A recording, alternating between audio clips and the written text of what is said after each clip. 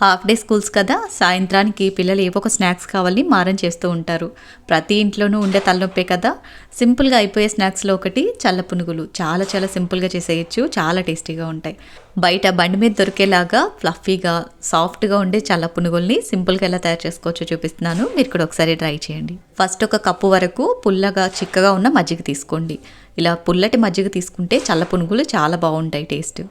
Next ఇందులోకి రుచికి సరిపడా ఒక హాఫ్ స్పూన్ వరకు ఉప్పు, అలాగే ఒక పావు స్పూన్ వరకు బేకింగ్ సోడా వేసుకోండి. బేకింగ్ సోడా వేసుకోవడం వల్ల పునుగులు చక్కగా పొంగుతాయి. అంతా కూడా చక్కగా ఇలా మిక్స్ చేసుకోవాలి. మజ్జిగ నురగగా అయ్యేట్టు ఈ విధంగా మిక్స్ చేసేసుకోవాలి. మనం వేసిన బేకింగ్ సోడా మజ్జిగలో చక్కగా మిక్స్ అయిపోయి ఇలా నురగగా రావాలి.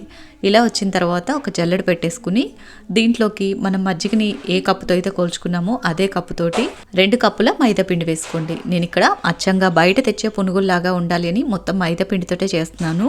మీరు కావాలి అనుకుంటే సేమ్ ప్రాసెస్లో గోధుమ పిండితోటి కూడా ప్రిపేర్ చేసుకోవచ్చు.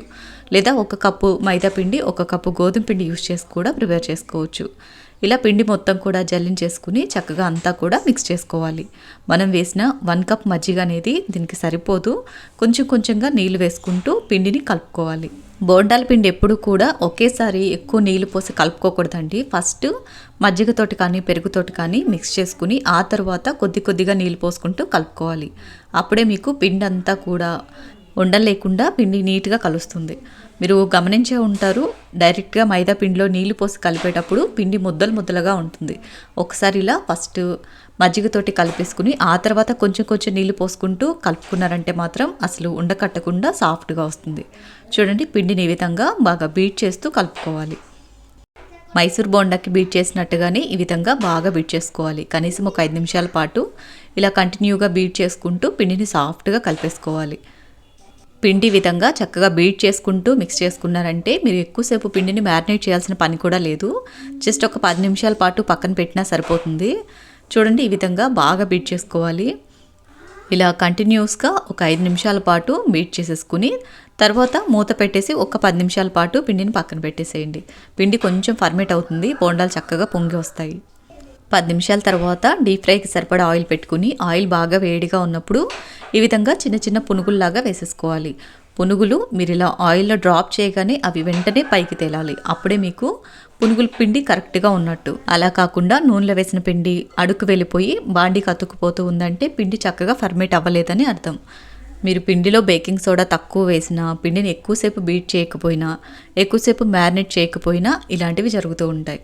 నేను చెప్పినట్టుగా కరెక్ట్ మెజరింగ్స్ తోటి ఇదే పద్ధతిలో చేయండి, మీకు కూడా పర్ఫెక్ట్గా కుదురుతాయి. చూడండి, ఆయిల్ డ్రాప్ చేయగానే బోండాలు చక్కగా పైకి ఎలా వచ్చేస్తున్నాయో ఈ విధంగా రావాలి. అండ్ ఆయిల్ ఏంటండి ఇలా ఉందని కామెంట్స్ చేయకండి, ఎందుకంటే నేను ఫస్ట్ వాయ ఆల్రెడీ వేసేసాను. అప్పుడు కెమెరా ఆఫ్లో పెట్టేసుకున్నాను, చూసుకోలేదు. సో సెకండ్ టైం వేసేటప్పుడు మీకు కెమెరా ఆన్ చేసి చూపిస్తున్నాను అనమాట. అండ్ ఇక్కడ కొంచెం తోకల్లాగా వస్తున్నాయి కదా బోండాలకి, అలా రాకుండా ఉండాలి అంటే మీరు పిండిని ఇంకొంచెం గట్టిగా కలుపుకోండి. ఇక్కడ నాకు పిండి కొంచెం లూజ్ అయింది, దానివల్లే బోండాలు రౌండ్గా కాకుండా ఇలా కొంచెం తోకల్లాగా వస్తున్నాయి. పిండి ఇంకాస్త గట్టిగా కలుపుంటే మీకు పర్ఫెక్ట్ రౌండ్ షేప్లోనే పిండిలో డ్రాప్ చేయడానికి వస్తుంది. చూడండి, ఇలా ఆయిల్లో ఎన్నైతే పడతాయో అన్నీ కూడా వేసేసుకుని చక్కగా ఈ విధంగా గరిటె పెట్టి 2 వైపులకి తిప్పుకుంటూ కుక్ చేసుకోవాలి. ఈ పునుగులు ఆయిల్లో వేసేటప్పుడు ఆయిల్ బాగా వేడిగా ఉండాలి. అండ్ వేసిన తర్వాత స్టవ్ని మీడియం ఫ్లేమ్లో పెట్టుకుని కుక్ చేసుకోవాలి. అప్పుడే లోపల వరకు చక్కగా కుక్ అవుతాయి.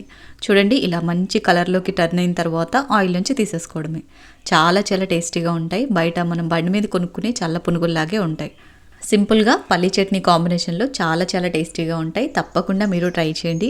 పల్లీ చట్నీ రెసిపీ కావాలి అంటే ఆల్రెడీ నేను మన ఛానల్లో పోస్ట్ చేశాను, ఒకసారి చెక్ చేయండి. వీలైతే డిస్క్రిప్షన్లో లింక్ ప్రొవైడ్ చేస్తాను.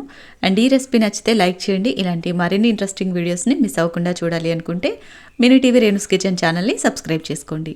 Thank you for watching. మరో మంచి వీడియోతోటి మళ్ళీ కలుద్దాం.